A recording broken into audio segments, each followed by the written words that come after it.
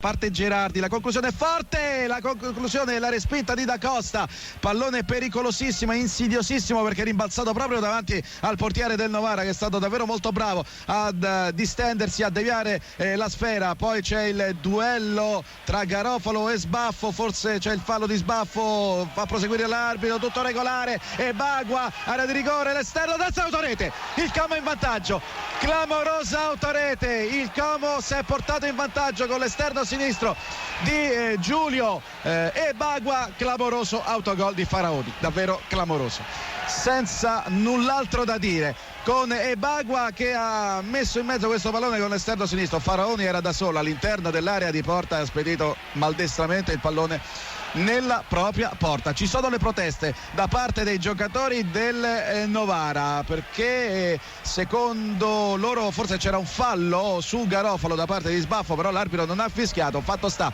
che Ebagua si è impossessato del pallone, lo ha messo in mezzo con l'esterno sinistro e, come detto, Faraoni autogol. Poi c'è il rinvio operato da Garofalo, ma non ha veramente idee il Novara. Intervento vincente da parte di Borghese, ancora Sbaffo il migliore in campo.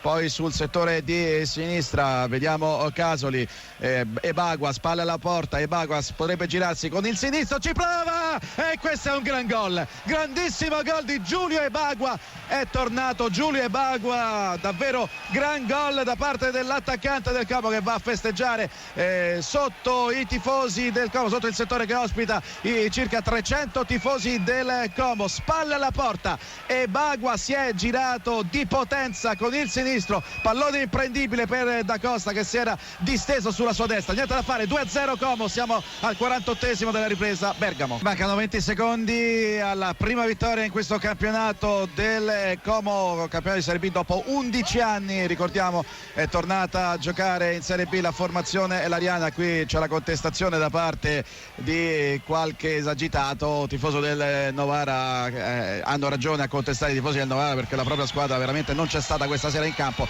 Termina qui la partita, Como batte Novara 2-0 nella ripresa, al 37esimo autogol di Faraoni e al 47esimo splendida rete di Ebagua. Como che sale a quota 5 punti, resta fermo a 3 il Novara.